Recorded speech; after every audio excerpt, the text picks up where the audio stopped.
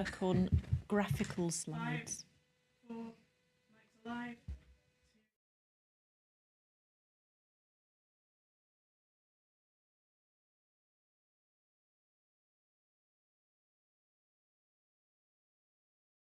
Faces familiar challenges as the PMI's India's model.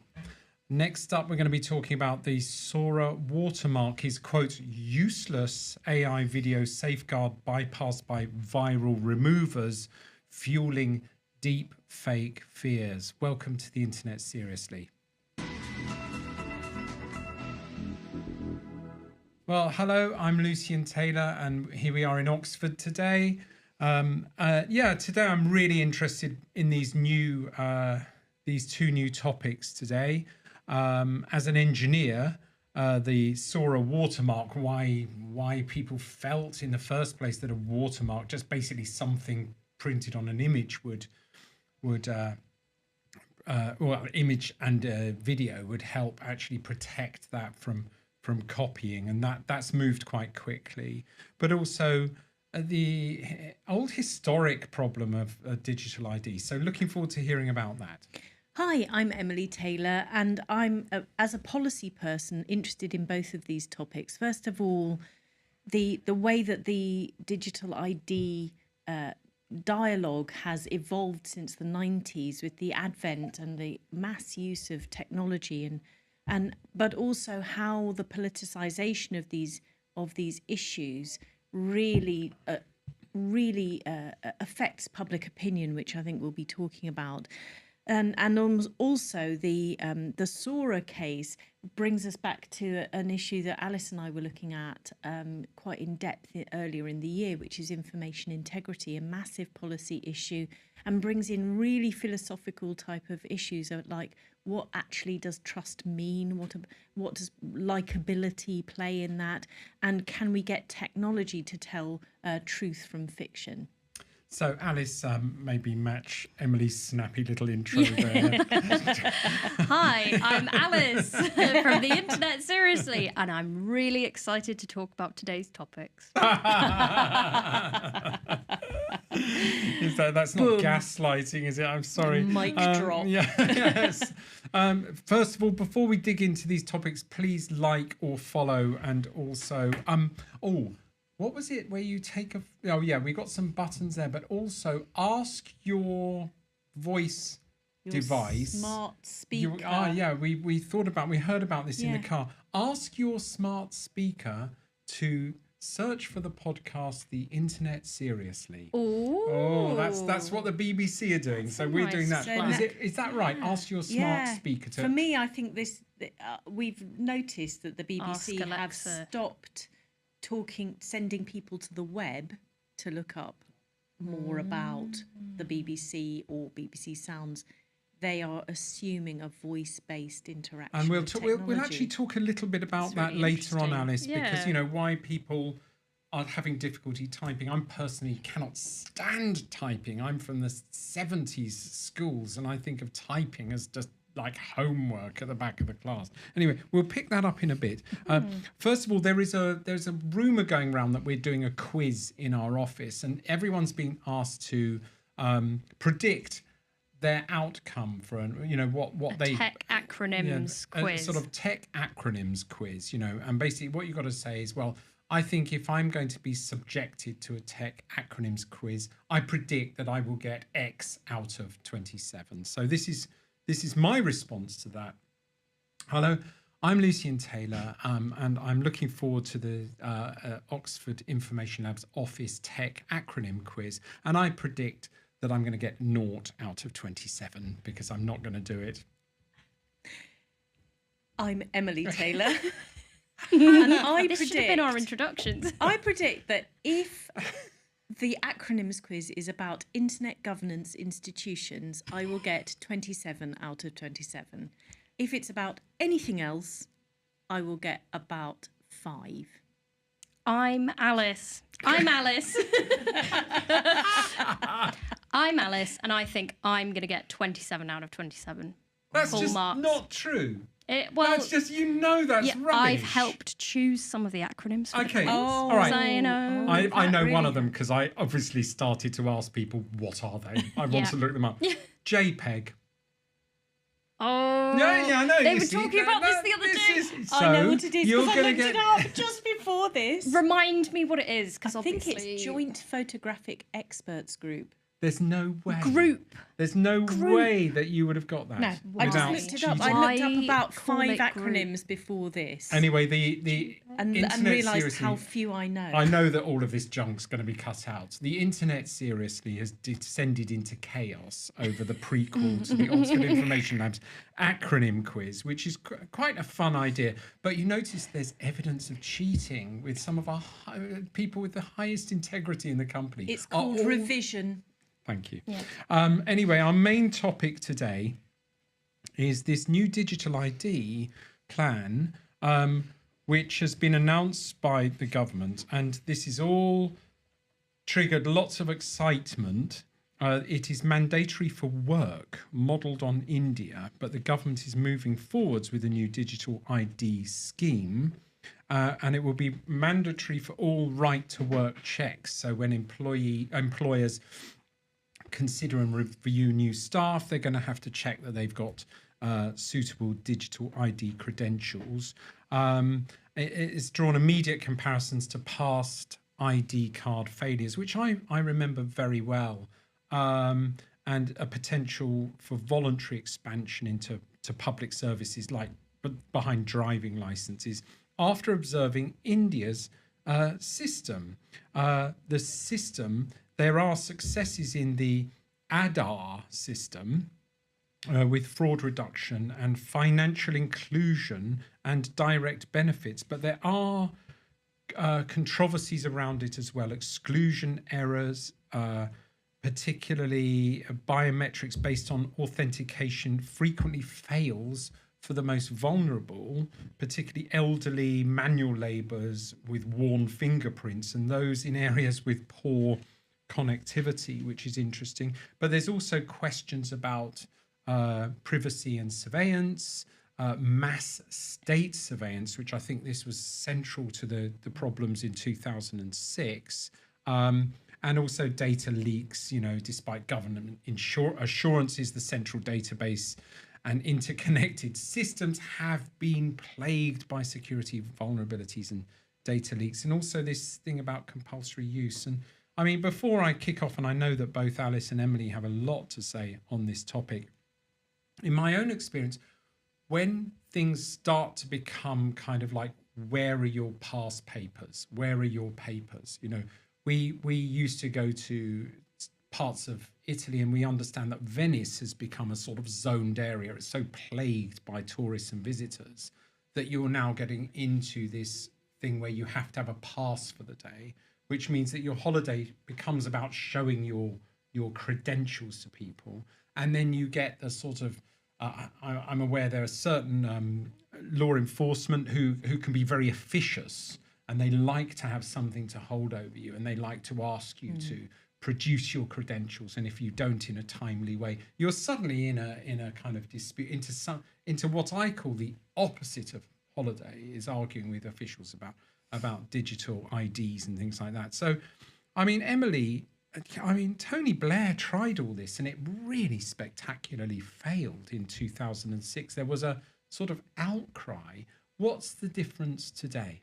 I think there are a lot of differences, and actually thinking about the UK's relationship with ID cards, the UK has actually had ID cards twice in the past. Once during the First World War, abolished in 1919, just after the war finished. Do we know why it was abolished? It was the same in the Second World War. There was ID cards in the Second World War abolished in 1952. And it's very unusual. Normally when things happen, they don't unhappen. Yes. But that's, I think, because of the sort of things that you were describing, Lucy. People can accept during a wartime type of thing that on balance, there's a national need to know who people are and know who doesn't belong. Whereas in peacetime, the whole right of privacy is about keeping the government out of your face and out of your life, and being able to go about your business without interference, to go about your life without being asked for your papers.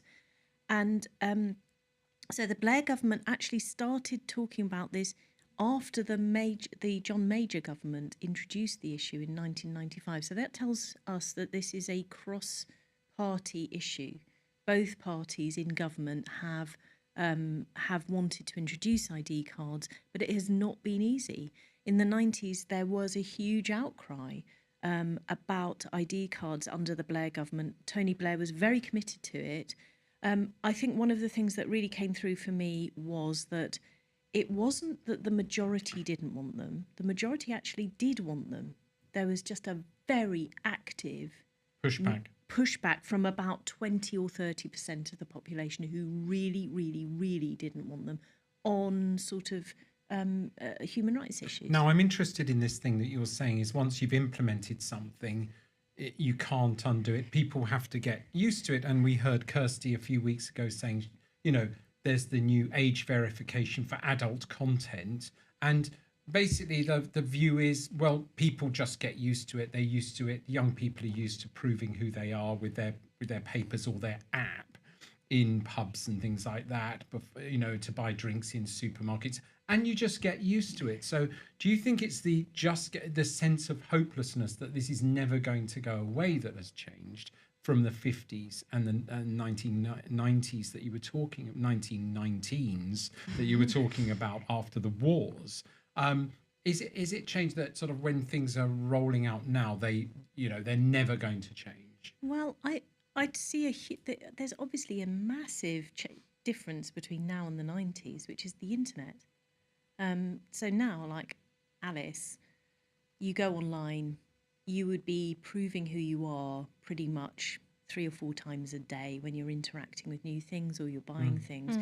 You take yourself back to the 90s, if you could imagine this, you would probably be operating a lot more on cash. You'd be buying things face to face. You would never have to prove your identity and nobody would know afterwards that you'd done it. Whereas our digital trace is much more profound now and much more revealing about ourselves.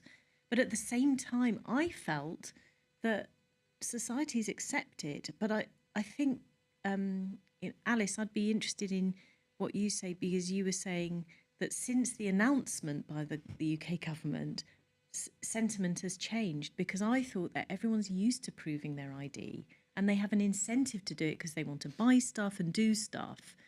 But when it becomes a political campaign, suddenly it's polarised. But I'm going to come to Alice because I've got lots to talk about with Alice, but I haven't let go of you yet. Okay, you haven't finished with me. No, I've got some stats for you actually on this. Yeah, I mean, because I feel there's a sense of there is kind of real push and kind of real outrage in some quarters. And I agree with you that probably the majority of the people want this because they feel nervous about things that are happening. But I'm not sure if the majority win anymore. I live in Oxford with a LTN, a low traffic neighbourhood scheme, that 75% of the people have voted to say, please don't charge us for driving around our own city. And the authorities go, thank you for your feedback.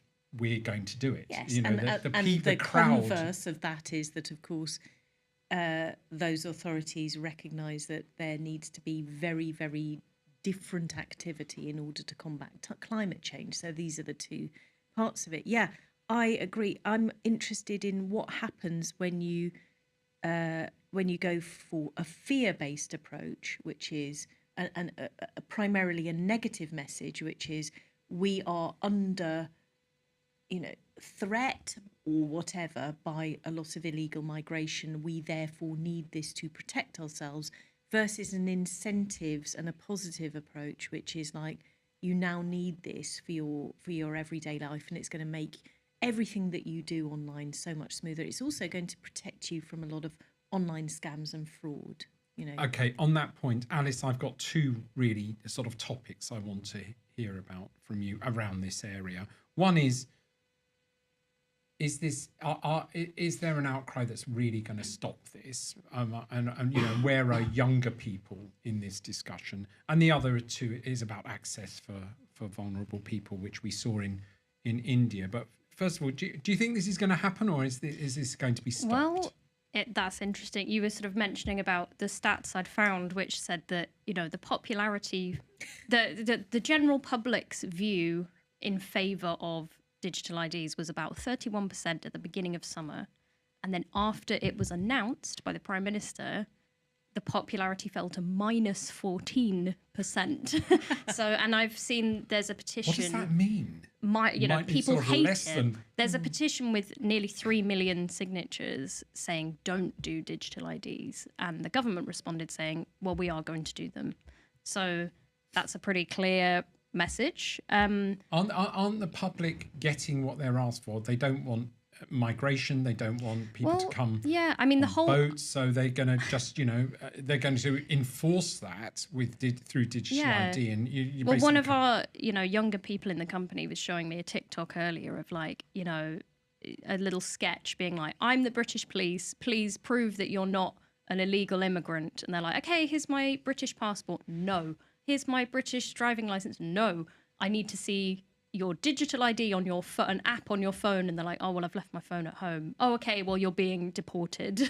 Yeah, and right, yeah. I think young people, what's really interesting to me is that this is such a sort of complicated issue, and people are trying to entrench, like left-wing, right-wing division.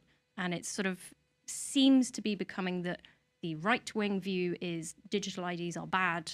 The left-wing view is that digital IDs are good. But I've also heard lots of kind of discussion about like human rights, and something that I thought was really interesting is like, you say digital ID and it's kind of like, oh, well, we have these credentials all the time to buy like some shoes on the internet. But then actually the applications of this could end up inadvertently impacting groups that we're not thinking about. Like, for example, transgender people and bathrooms, this ongoing issue of, well, how do you check that somebody is a biological woman? And it's like, well, if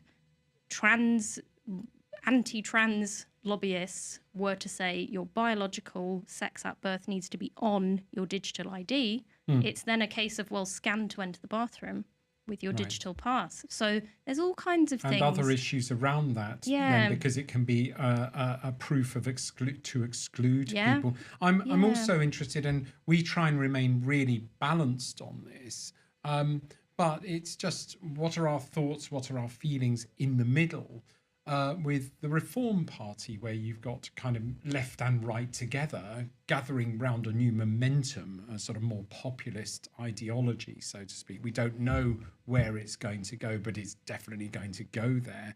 Where do we think, are there voices in that area about digital ID? Because as you said, the more right wing, and I don't know where Reform is, because there's a lot of working class people who are interested in that ideology. Where do you think this could end up? Well, I think, I think the sort of the encampments are still being sorted out politically. I think it's compelling for the right wing to sort of say anything that Labour do is terrible. And this whole thing of, the Prime Minister announced the policy, popularity tanked, that's a sort of a sign about it's just to do with how people feel about the government and who's in power. And I feel like this is an issue that can really be spun in any political direction. Yeah. Emily, there's a sense that age verification is going to stick. What's your instinct about digital ID? Well, I'm really interested in what's happened in the last few weeks, because I was asked about this topic a few months ago, and at that point in the summer, the Ipsos poll in July showed 57% of the population supported digital IDs being introduced. And I think a lot of that comes down to how accustomed we've become to proving who we are just in ordinary life. Just to sort of interrupt you, I wonder, is it because we had the Online Safety Act, which was just people being like, you can't watch porn anymore, mass outrage. And so anything the government now says about like, doing you any can kind and of can't. policy about the internet and your identity is now seen as just like, this is just like when you try to get us to stop watching porn and Yeah, it's I people are think really that- angry. I think it could well be that. It's like this old. There was a very old prime minister back in the day who said, when he was asked what happened to his agenda, he said, "Events, dear boy, events." and actually, a lot of plans get derailed by really random things. One of the things that so we had Ipsos in July, 57%, YouGov end of September showing 42% either strongly support or support. 42%, 45% either strongly oppose or oppose. But what's interesting to me is that those who support tend to be in the kind of support, and those who oppose are in the Very strongly strong. support. Yeah. And also the majority of reform, 58% of reform, are strongly opposed, whereas actually Labour and Conservative are roughly balanced. Thank you very much. Fascinating. This is going to roll and roll. A question for you out there. Are you happy to carry your digital identity credentials, whether on your phone or on some sort of card? Interested to hear in the comments. Thank you. It's time for our guilty pleasure online.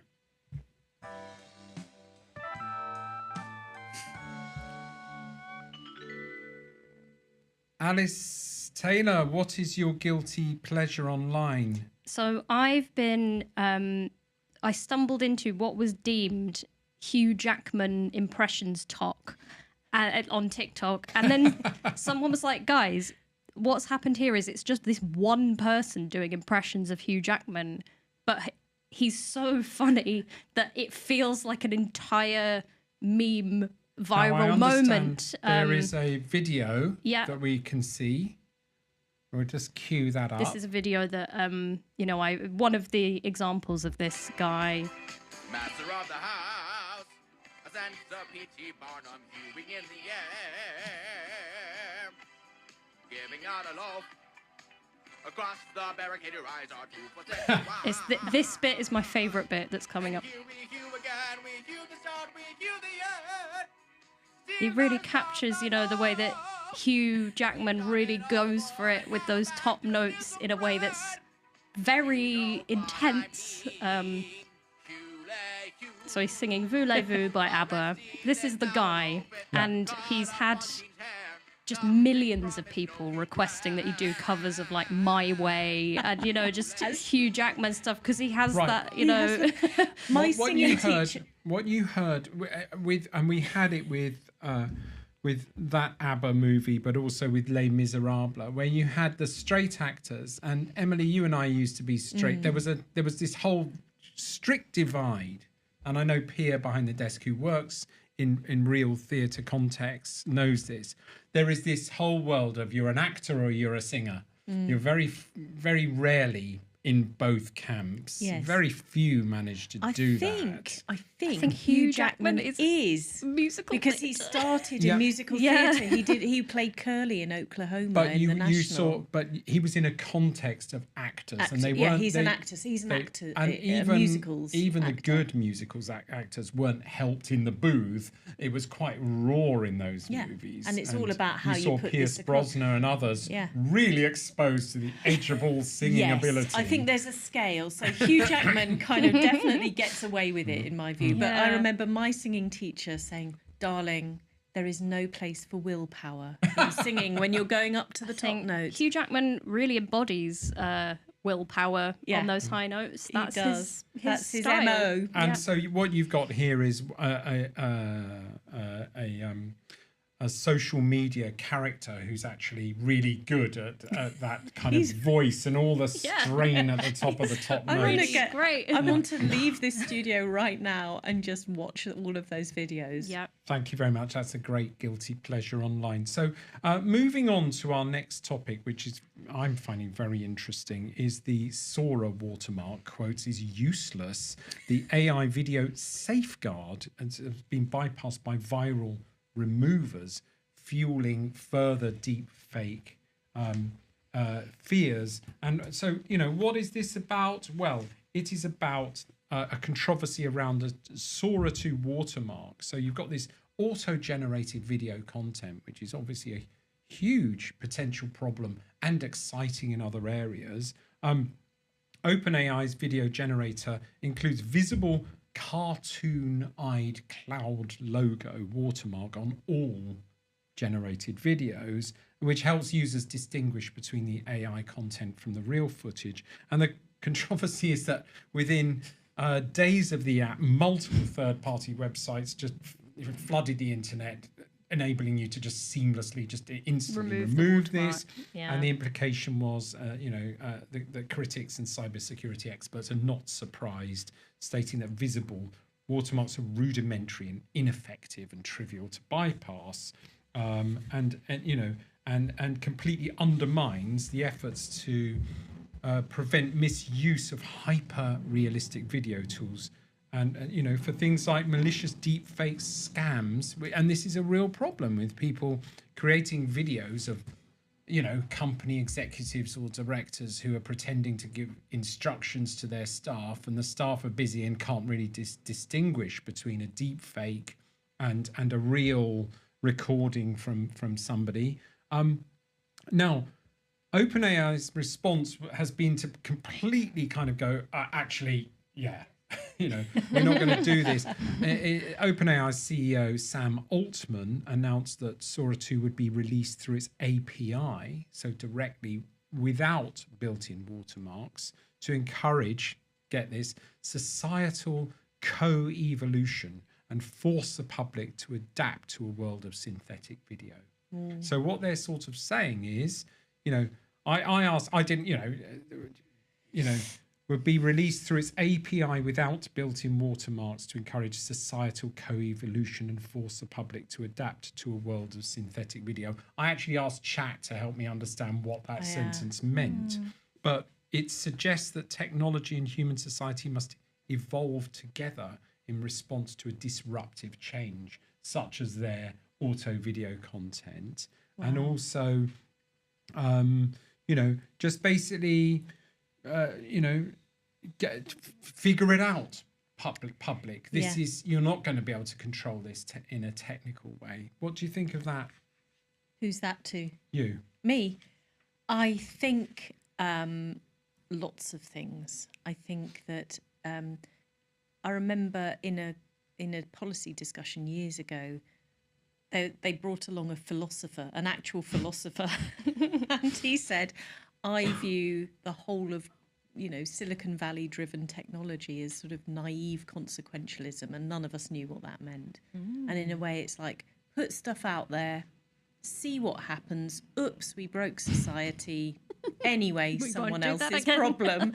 And but I do think that, what is the alternative? We are in the middle of an incredibly disruptive revolution in the way that we live our lives. The point. And synthetic content is going to be part of that. And we are going to have to cope with it. I think it's a shame to...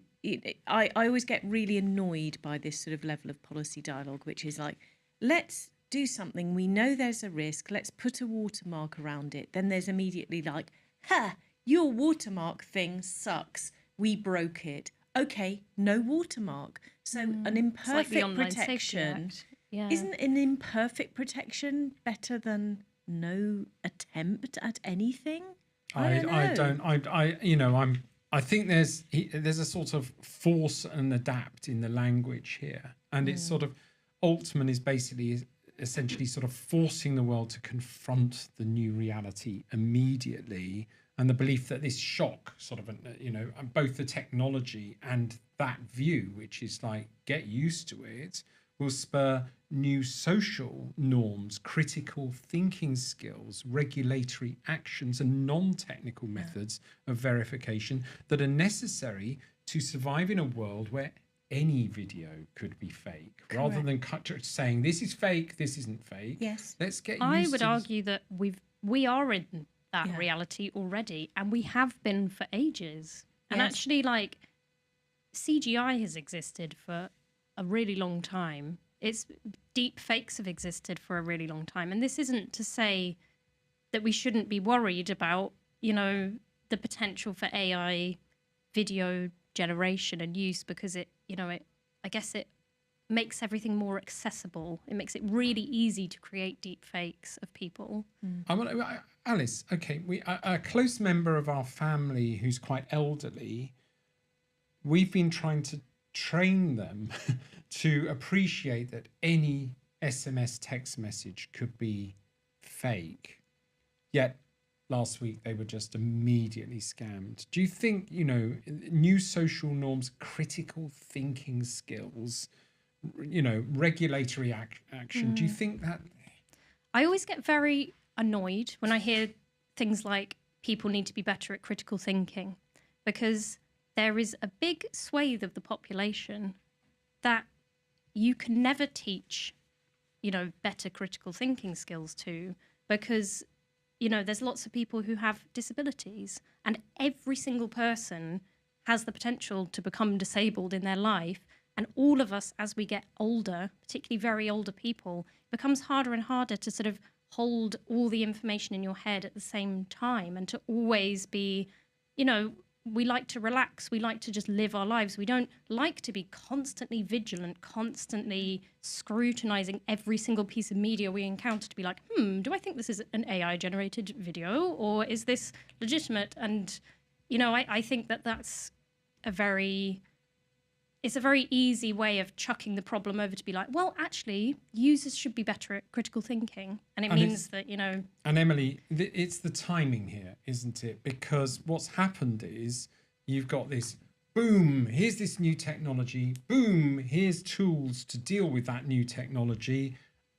Actually, you've got to figure out something, get used to this world where we've got this new... And critics of this approach argue that it is reckless, move fast and break things philosophy for technology with massive potential for harm.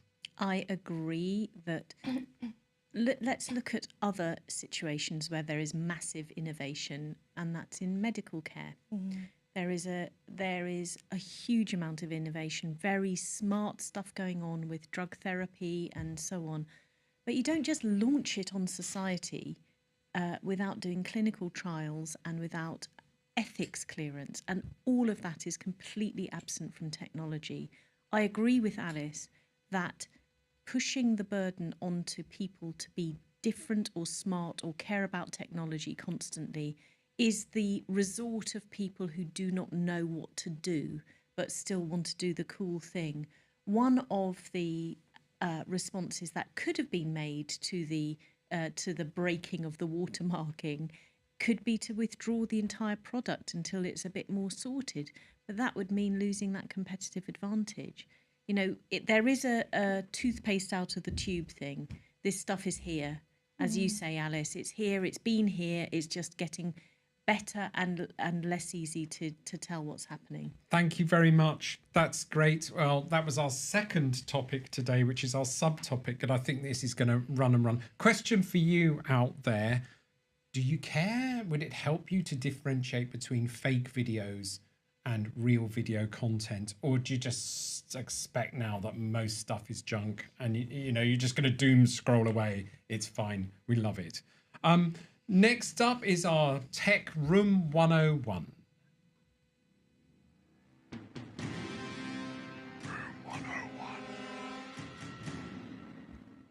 Lucian Taylor, you've come back from your Tech Room 101 after a ban sabbatical. After a sabbatical.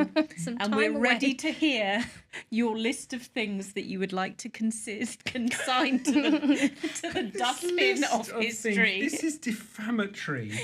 I'm on a live feed. I'm on a live feed. It's not true that it's been a sabbatical, which implies some sort of gentleman's beach where I've been writing my memoirs. I've been banned from the Tech Room 101 because being too grumpy. I complain too much, and I've got too many negative things to say. Anyway, within all of our interest in a business, I was voted to suffer trying to open a new business account with Lloyd's Bank name and shame. Which is, and I asked Chat, why has it been so difficult for me to open a Lloyd's business account? Why is it so difficult for me to open a Lloyd's business account? I've got 3 businesses with Lloyds Bank. In summary, I talked to their tech staff and they said, our new tech system is so crap, please complain. And no, we can't open it manually. And that's it. So our new business does not have a structure that they support anymore. We have one business that is like that. It's a not-for-profit. But this one is exactly the same structure, a not-for-profit, and computer says no. Lucian, first of all, I would like to say thank you for spending 2 days on the phone to the bank and for multiple bravely people speaking up. bravely speaking for up.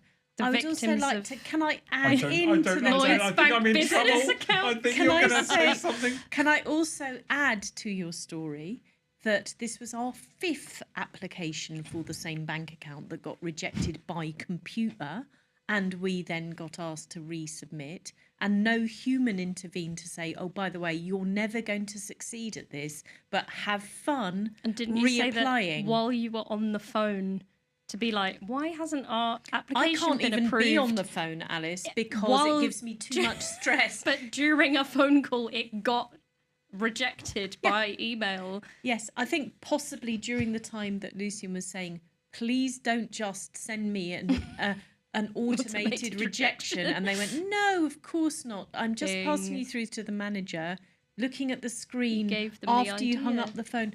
What had happened, Lucian, during your phone call? What had They happened? rejected it. Some manager looked at it and went, "Oh, press reject quick," because so it was rejected, I believe, a number of times. Anyway, that is my Tech Room 101. Is whatever tech that Lloyds Bank are using to help them and help their customers open business banking accounts. Sorry, guys, love you.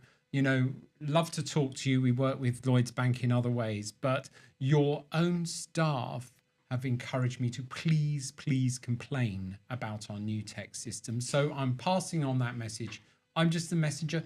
Don't shoot me. Don't like to be that negative about, British brands. I think a lot of British brands have had a tough time at the moment, but that is just crap. I'm sorry.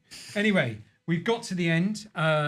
Please like, share, follow us whenever you can. Maybe the camera could go on Alice or Emily or someone and you could do our little share buttons. Yes, there we are. Yeah. And please ask your voice intelligent device to search for the podcast, The Internet Seriously. Thank you. We have been talking about UK's digital ID and controversy around that as its plans face familiar challenges that they had in 2006, and we've been discussing whether we think digital ID will go ahead at all. I'm still not quite sure what we think. And the Sora watermark is, quotes, useless, and we've got to get used to these sort of new technologies in this new age and try and figure them out some other way, because the watermarks are not going to work. Thank you very much.